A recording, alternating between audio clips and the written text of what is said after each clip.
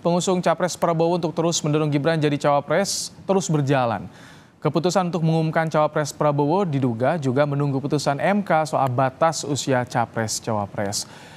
Bagaimana PDIP menyikapi manuver ini, saudara? Lalu bagaimana pula pengaruhnya putusan MK terhadap dinamika politik yang saat ini tengah berjalan? Kita akan bahas bersama dengan Sekjen PBB, Afrian Syahnur, ada juga Sekretaris Koordinasi Relawan Pemenangan Ganjar Pranowo, Deddy Sitorus, serta ada pakar hukum tata negara yang juga dosen STH Indonesia Jentera, Bivitri Susanti. Selamat petang Pak Deddy, Pak Afri, dan juga Mbak Bivitri. Selamat petang semua. Assalamualaikum. Waalaikumsalam. Bang Deddy, sudah terang-terangan nih Bang Deddy, PDIP tidak terganggu dengan manuver Gerindra dan tim Prabowo yang terus ini coba dekati Gibran untuk jadi cawapres Prabowo. Ya namanya juga usaha ya. Kita sih namanya politik silakan saja. Tapi kita percaya pada suasana kebatinan Pak Jokowi dan Pak Gibran sebagai manusia yang punya budi pekerti, ya, yang paham etika. Saya kira kami paham bahwa sekarang ada upaya politik yang begitu keras, oligarki, ya, untuk mendorong-dorong Pak Jokowi dan keluarganya agar katakanlah melakukan sesuatu yang secara etika menurut banyak pihak kurang terlalu bagus. Jadi, tetapi kan kita belum mendengar sendiri langsung dari Pak Jokowi, atau katakanlah kalau Gibran kan sampai minggu lalu kita dengar masih tetap sebagai kader PDI Perjuangan, tegak lurus sebagai seorang kader. Nanti, jadi kami tidak mau berspekulasi, biarkan waktu yang melihat, biarkan rakyat yang menilai, saya kira. Oke, tapi ingin dengar juga dari PBB nih, Pak Afri, jadi betul di koalisi Prabowo ini nunggu putusan MK agar bisa menempatkan Mas Gibran sebagai cawapres Prabowo? Ya, selamat sore Pak Deddy Sitorus, apa kabar? Yang jelas dari PBB sendiri, selain mencalonkan Pak Yusril, tentunya kami mencalonkan Mas Gibran sebagai alternatif anak muda, punya potensi, dan memang betul-betul anak muda ini sudah benarlah PDIP mengkader beliau sebagai kader terbaik dari PDI Perjuangan. Nah tentunya sebagai orang yang paham politik, saya sendiri kan dianggap, oh ini kenapa tidak beretika mengambil kader orang. Loh, kalau memang kader orang itu bagus untuk kita calonkan, ya tentunya PDIP harusnya Pak Deddy Sitorus bangga dong kalau ada kadernya yang bisa diterima di semua kelompok masyarakat. Dan ini menjadi acuan supaya proses politik kita ini betul-betul dewasa dan memang menjadi terdepan untuk kemajuan Indonesia yang lebih baik. Tapi semua diserahkan kembali kepada Mas Gibran, betul yang disampaikan oleh Pak Deddy. Kita semua serahkan kepada Mas Gibran, ya tentunya beliau yang akan ditarik dan tentunya yang akan bersikap. Nah kami sampai sekarang Pak Ibrahim masih menunggu putusan Mahkamah Konstitusi, ya kan?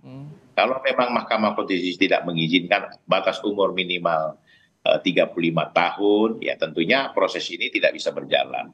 Dan proses ini sebenarnya bukan hanya untuk Mas Gibran saja, tapi proses ini berlaku untuk seluruh anak muda yang punya potensi dan memang punya kemampuan memimpin, begitu Pak. Baik, Pak Deddy, gimana? Gerah nggak sih?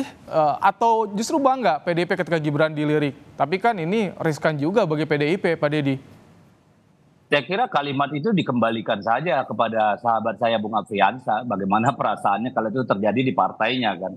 Kita kan percaya bahwa dalam tatanan apapun ada fatsun, ada kultur, ada nilai-nilai, ada banyak hal ya yang kemudian harus kita perhitungkan dengan baik. Saya kira bermain dengan kata-kata seperti itu kan terdengar lucu gitu ya kalau bagi saya.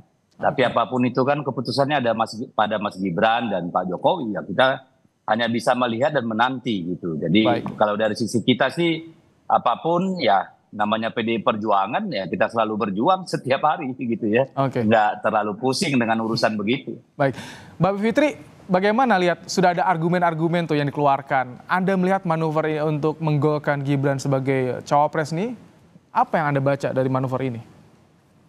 Ya, kalau saya mempermasalahkan etiknya dalam hal menggunakan cabang kekuasaan yudikatif untuk mendorong suatu kepentingan politik. Jadi kalau saya melihatnya dari aspek itu ya, dari aspek hukum tata negara, saya kira ini yang patut sekali dikritik.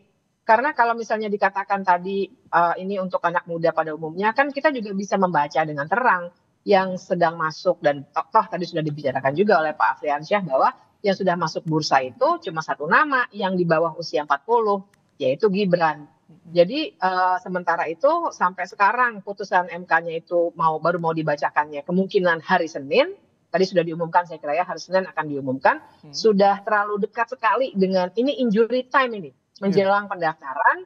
Jadi saya kira ini suatu langkah yang sebenarnya tidak etis dalam hal memaksakan ada perubahan sistem ketatanegaraan secara mendadak melalui sebuah institusi negara dengan cara yang tidak lazim. Bahkan kalau ini dikabulkan, saya nanti bisa berargumen lebih jauh, lebih panjang bahwa ini sangat tidak lazim dan sangat tidak konsisten kalau MK sampai mengabulkan. Tapi untuk kepentingan satu orang yang bahkan kalau dalam konteks perpartaian ternyata juga di partai sebelah gitu ya, partainya Bang Deddy.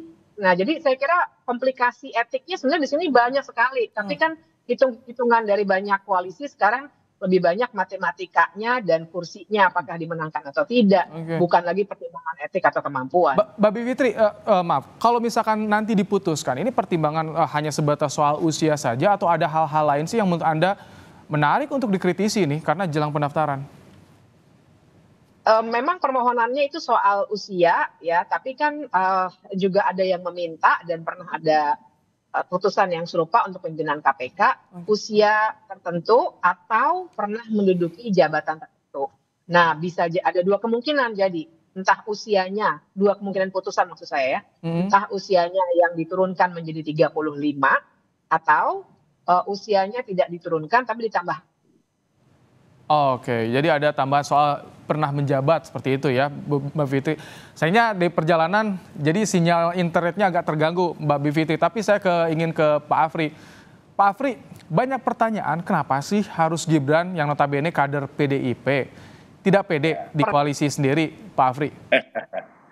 Jadi memang salah satu harusnya memang ditanyakan kepada kami PBB selain Pak Yusril ada muncul nama-nama, ada Pak Erlangga, ada Pak Erick Sitori, Pak Erick Thohir, kemudian ada Pak Muhajir, ada Khofifah, banyak ya.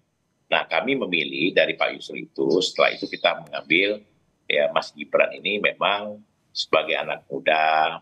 Ya, terus kemudian beliau juga punya potensi besar karena beliau bisa memimpin Solo selama hampir 3 tahun lebih dengan baik, ya kan. Mas Gibran sebagai kader yang baik tentunya juga punya etika yang baik, ya kan. Nah sekarang juga teman-teman di PDIP juga tentunya harus bisa menyikapi bahwa ya kader-kader mereka diminta. Karena memang di Indonesia ini kan, mohon maaf lah, kalau etika memang saya menganggap bahwa itu etika. Tapi kalau menurut saya, kalau etika itu baik untuk negara, untuk bangsa, kenapa tidak? Kan begitu. Yang jelas, kami sekarang ini lagi mencoba untuk mengajak Mas Gibran menjadi pasangan calon presiden yang sudah PBB deklarasikan. Ya kan, di luar nama-nama yang ada tadi, ya kan. Nah, semua keputusan ini akan berkaitan dengan Mahkamah Konstitusi yang mana usia beliau sekarang ini belum untuk mencukupi. Tetapi MK sedang di judicial review, rame, dan sekarang ini juga ada wacana, oke usia tetap 40 tahun, tapi bisa diberikan kesempatan asal dia bisa menjabat, selagi dia bisa menjabat atau dia adalah pernah menjabat sebagai kepala daerah. Menarik Pak, ya kan? Baik, Pak Deddy, kalau misalkan nanti pasca tanggal 16 sudah diputuskan oleh MK dan dikabulkan nih, PDIP bakal melepas kalau misalkan Gibran dipindang oleh koalisi Prabowo, kira-kira Pak Deddy? Oh, kalau kalimatnya sih bukan melepas ya, karena kan tidak dilepas gitu, tetapi keputusannya sendiri gitu ya. Kalau saya sih lebih melihatnya, saya kasihan sama orang kayak Pak Yusril, Pak Erlangga, Pak Erick Thohir gitu ya, yang jadi seolah-olah nggak ada harganya gitu kan. Jadi seolah-olah kalah kelas gitu kan. Jadi saya melihatnya sih tadi kalau kata Bung Adriansyah untuk kepentingan bangsa dan negara, rakyat bisa menilai lah benar nggak seperti itu atau cuma katakanlah omong kosong gitu ya. Silakan rakyat menilai gitu. Dan bagi kami sih ini bukan ujian buat PDIP ya. Ini ujian untuk Mahkamah Konstitusi, ya, ujian untuk Pak Jokowi, ujian untuk ya partai-partai ini. Sebenarnya sedang membangun peradaban politik atau sedang merusaknya gitu ya. Ataukah sedang menyumbang pada pragmatisme yang betul-betul telanjang gitu ya. Apapun itu saya kira kita akan selalu ya. Kalah kelasnya itu jadi sampai harus menunggu putusan MK dan mengorbankan Pak Yusril seperti itu Pak Didi ya? Iya, sampai harus menarik-narik keluarga presiden dengan semua atribut di belakangnya lah kan. Itu kan terang benderang ya, rakyat juga melihat itu. Kita dengar ya tanggapan Pak Afri. Gimana Pak Afri? Ya, jadi kami tidak mengorbankan siapa-siapa dalam hal ini. Karena memang jadi satu hal lagi yang perlu kita lihat bahwa sistem kita ini harus ada presiden threshold 20%. Ini yang sangat kami dari partai yang tidak ada kursi di parlemen, sangat mengganggu sebenarnya. Sekelas Pak Yusril ketika tidak mempunyai kapasitas ada di DPR-nya Partai Bulan Bintang atau tidak punya kuota 20%. Nah di sini yang kami tidak bisa melakukan apa-apa. Nah sehingga ketika kita melakukan bargaining kepada partai-partai yang punya kursi di DPR, tapi kan tentunya mereka punya siapa yang akan mereka jagokan juga. Nah inilah yang saya melihat bahwa konstitusi demokrasi kita ini menghambat orang-orang yang punya kapasitas. Tapi kalau misalkan kan di internal koalisi ada Pak Afri, kalau misalkan di internal koalisi banyak tokoh potensial, kenapa tidak itu aja dan tidak mengaku? Karena ini kader lain loh, kader partai lain yang berseberangan koalisinya. Menurut saya di antara semua partai koalisi itu, yang paling pantas itu Yusril, yang kedua itu Gibran, itu aja. Kalau Anda mau tanya sama saya, jelas itu, ya kan? Saya sudah menyodorkan Pak Yusril, sedang melakukan negosiasi komunikasi politik. Ya kan? Nah seandainya tidak bisa Pak Yusril kita majukan, ya. Proposnya itu ya Gibran. Jadi positif atau negatifnya kami juga coba mengajukan calon alternatif yaitu Mas Gibran. Baik. Begitu. Mbak Bivitri, apa yang ingin Anda sampaikan kepada partai politik yang sampai saat ini masih menunggu juga soal putusan MK dan ingin menggolkan nih Gibran sebagai bacawa pres? Iya. Saya mengkritiknya dari dalam dua hal nih. Yang pertama adalah merusak, kalau tadi istilahnya Bang Deddy ya, peradaban politiknya itu merusaknya itu dalam arti untuk memajukan orang yang punya privilege tertentu, dalam hal ini anaknya seorang presiden. Melulu sebenarnya kan tumpuannya itu. Kalau kita mau lihat kapasitas politik ya, terus terang saja nih saya. Dan itu artinya dengan memaksakan seperti itu berarti sudah merusaknya dalam konteks itu. Tapi yang kedua juga merusak sistem ketatanegaraan karena jadinya Mahkamah Konstitusi betul-betul didorong ya dengan segala cara, termasuk ini jokesnya sudah banyak keluar, meme-nya sudah banyak keluar. MK itu sekarang sekarang jadi mahkamah keluarga misalnya seperti itu, karena kita tahu pamannya Gibran adalah ketua Mahkamah Konstitusi. Nah jadi merusaknya karena usia calon wakil presiden dan calon presiden tidak seharusnya diputus oleh lembaga yudikatif. Itu tugasnya DPR dan pemerintah. Jadi dengan menggolkan seperti ini, mendorong menggunakan segala cara, yang saya khawatirkan sistemnya jadi rusak. MK-nya juga akan berkurang legitimasinya karena dia makin diridicule. Kalau perkiraan Anda putusan MK nanti seperti apa sih? Kan Pak Mahfud sudah bilang MK negatif legislator kan? Jadi nanti hasilnya seperti apa tuh Mbak Bivitri? Kalau secara keilmuan sih, dan saya sudah presentasikan juga di MK, seharusnya MK memang tidak menerimanya ya, jadi harusnya tetap 40 tahun.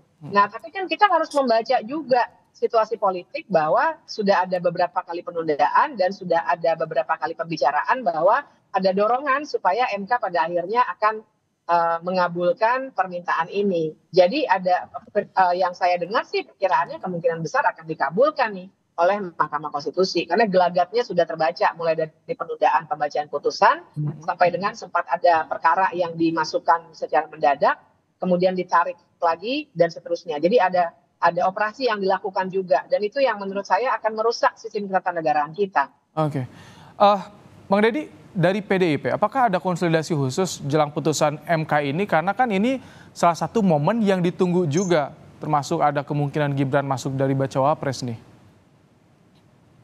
Kalau konsolidasi kita lakukan tiap hari ya Mas. Mm-mm. Jadi nggak terlalu ada urusan kalau menurut saya. Kita kan kalau sudah mengambil keputusan layar terkembang itu ya harus berlayar. Persoalan yang lain-lain itu kan ya mau gimana ya. Itu saya kira kita serahkan pada masyarakat lah untuk menilai gitu ya. Karena kan politik ini bagaimanapun harus dibangun dengan martabat, dengan nilai-nilai gitu ya, dengan katakanlah fondasi etika dan fatsun yang Ya. benar gitu. Kalau Jadi Gibran bakal kami dipanggil sih nggak Pak Deddy? Karena selama sampai sekarang ini kan masih desas-desus ya. Masa kita panggil orang karena desas-desus? Oke. Saya kira kan nggak perlu juga gitu, karena kita tahu persis memang kalau saya sih kasihan lihat Pak Jokowi dan keluarga gitu ya, yang harus diseret-seret demi kepentingan pragmatisme politik gitu. Jadi kita lihat saja seberapa kuat Pak Jokowi dan Mas Gibran gitu ya, menjaga nilai-nilai yang pantas untuk dipegang ke depan gitu ya, diwariskan bagi bangsa Indonesia ini sebagai legacy pemerintahan Pak Jokowi. Dan kami tidak meragukan sedikit pun bahwa Pak Jokowi dan keluarga itu memegang nilai-nilai yang yang baik gitu. Pak Afri, kalau dari PBB sendiri ada komunikasi dengan Gibran? Karena kalau kita lihat di media kan Gibran masih terlihat menolak soal dikait-kaitkan dengan bacawa pres ini gitu, Pak Afri. Jadi saya ketemu terakhir minggu yang lalu dengan Mas Gibran pada saat acara Job Fair di Solo, yang mana Forum Komunikasi Universitas Solo Raya sedang melakukan Job Fair. Sebagai wakil menteri saya hadir. Nah di sana media bertanya, saya jawab, ya kan? Media bertanya saat itu 3, Pak Ibrahim, ada Kofifa, ada Erick Thohir, ada Gibran. Ya tentunya saya memilih dari 3 itu semua terbaik, tapi tentunya lebih terbaik itu ya Gibran saya pilih, kan begitu. Nah kebetulan kader PDIP, kader sahabat-sahabat saya. Nah jadi saya mengatakan, loh kalau begitu saya sebutkan nama Mas Gibran. Tapi memang sampai saat ini juga Mas Gibran belum mengatakan iya atau tidak, ya kan? Nah beliau sampai sekarang masih mengatakan beliau ini kader PDIP, itu yang utama. Yang kedua, teman-teman tidak perlu takut juga kalau MK memutuskan nanti seandainya MK memutuskan usia atau 35 tahun bisa, ya kan? Atau pernah punya pengalaman di kepala daerah, itu kan nanti diserahkan kembali kepada yang bersangkutan, mau apa tidak, ya kan? Dan belum tentu juga. Ya mungkin Pak Jokowi belum bisa juga menerima atau mengiyakan, bisa saja tidak. Untuk apa takut gitu? Sementara ini kan ya kita serahkan semua konstitusi ini kepada pemilik kekuasaan yang ada sekarang di Republik. Pemegang kekuasaan ini kan partai-partai politik yang ada di Senayan. Loh kami ini kan partai kecil, PBB ini kan hanya tidak ada di parlemen. Cuman kami punya sikap sebagai orang yang berdemokrasi, orang yang punya hak untuk mencalonkan. Partai politik itu ya yang sekarang sebagai peserta pemilu bisa mencalonkan calon presiden dan wakil presidennya, dan itu hak kami. Tapi ketika kami dikatakan mencalonkan orang lain tidak beretika, itu terserah pendapat partai-partai yang ada. Yang jelas kami mencalonkan tokoh anak muda, punya potensi dan punya keberanian untuk membangun Indonesia lebih baik. Itu aja sebenarnya. Baik. Pak Deddy, kalau tadi Anda bilang Pak Ibrahim, dan ingat, dan ingat, Pak Gibran ini, Mas Gibran ini anak muda yang rekam jejaknya baik dan tidak punya masalah. Kalau yang lain itu saya nilai punya masalah. Bang Deddy tahu itu. Ya. Jadi ujian dibanggakan tuh Pak Deddy, bukan cuma soal desas-desus, karena yang terbaru Gerindra Solo juga akan mengundang ke acara konsolidasi partainya nih. Apakah PDIP akan langsung komunikasi dengan Gibran? Kira-kira batasannya apa sih dari PDIP kepada kadernya nih Pak Deddy? Kalau kami tidak meragukan sedikit pun, karena kami memegang sampai hari ini pernyataan Mas Gibran minggu lalu ya. Jadi kami nggak perlu saya kira untuk berkomentar atau macam-macam. Yang saya tertarik tadi yang disampaikan kawan saya Afriansa itu, calon lain bermasalah, ini masalahnya apa ya kira-kira? Siapa yang dimaksud, saya bingung ini. Rekam jejaknya Pak Deddy, rekam jejaknya kita punya lah. Jadi intinya punya rekam jejak gitu Bang Deddy. Baik, itu bisa dicari sendiri. Maksudnya rekam jejak bisa dicari, bisa ditelusuri ya, kesempatan bagi masyarakat. Nah, Mbak Bivitri tadi kan ada kritik pada parpol. Bagi masyarakat bagaimana jelang nanti pendaftaran yang terdekat nih putusan MK, pendidikan untuk masyarakat seperti apa Mbak Bivitri? Iya, kalau saya masuknya dari rekam jejak dulu ya, bahwa Silakan. masyarakat melihat rekam jejak itu pasti. Tapi kan kita juga nggak adil ya kalau membandingkan rekam jejak orang yang sudah berkiprah selama belasan atau puluhan tahun dengan seorang yang baru berkiprah mungkin 3 tahun atau 5 tahun gitu. Kita harus akui Mas Gibran itu kan baru menjadi wali kota juga karena posisi dia sebagai anak presiden tuh waktu itu, dan baru nih, sebelumnya kan memang berdagang. Nah, jadi balik lagi ke apa yang ditanyakan Mas Ibrahim, menurut saya pendidikan ke publiknya adalah ya kita benar-benar harus cek rekam jejak supaya kita tahu kapasitas politiknya seseorang itu seperti apa. Jangan terpaku pada sosok, ya apakah dia anaknya siapa atau dia mungkin kelihatannya keren dan seterusnya. Tapi lihat rekam jejaknya, dan jangan sampai juga kita malah mendorong dan melanggengkan yang kita khawatirkan adanya politik dinasti ini. Sekali di pucuknya sudah terbangun seperti itu, saya khawatir akan makin marak ke bawahnya. Karena yang ke bawahnya kan banyak nih. Di level kepala-kepala daerah banyak sekali politik dinasti yang bisa kita lihat. Nah, kalau sekarang terbawa ke atas, seakan-akan kita mengkonfirmasi bahwa inilah politik Indonesia. Dan kita semua saya kira tidak ingin politik Indonesia itu nggak maju-maju ke depan dan berdasarkan merit, gitu ya, berdasarkan kemampuan dan kapasitas politik seseorang, bukan karena privilege yang ia miliki. Jadi kalau soal rekam jejak tadi Gibran gimana tuh kalau misalkan rekam jejak dipertimbangkan Mbak Bivitri?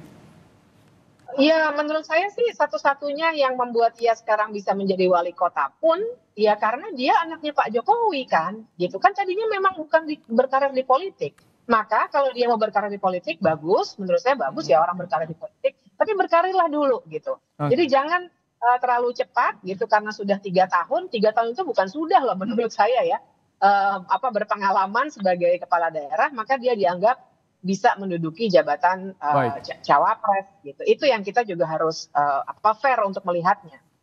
Baik, Mbak Bivitri, terima kasih. Pak Afriansyah Nur dan juga Bang Deddy Sitorus, terima kasih telah meluangkan waktu untuk Kompas Petang sore hari ini. Sehat selalu. Yuk, makasih semua. Bang Desi.